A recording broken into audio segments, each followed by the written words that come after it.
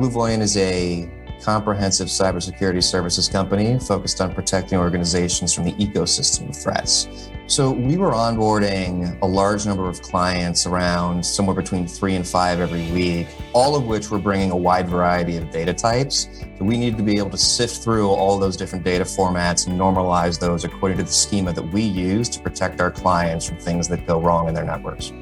We were bringing on new clients at a fast pace, and we needed to be able to keep up with our normalization efforts. The GUI and the interface with Cribl and being able to see the sample and see what your evaluations and other filters are doing to that data live is priceless.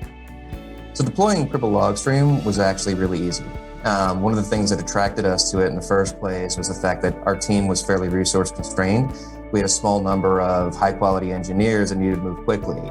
And Cribl allowed us to do that. So we were able to work with their team to get it up and running and powering our edge in a very short amount of time.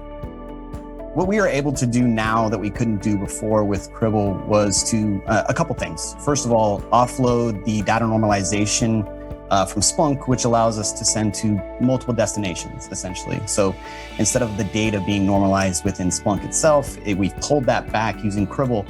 And now from there, we can send that data to Splunk Cloud destination, Splunk on-prem destination, or a Sentinel destination, or an Elasticstack somewhere.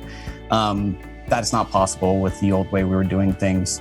In addition, it's provided, again, that iterative increase in speed when working through normalization efforts. And this allows us to move faster.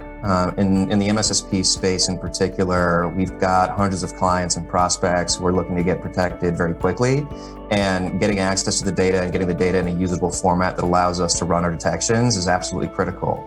So we're in a place now where we can say yes to more customers with a wider variety of data sets than we ever could before.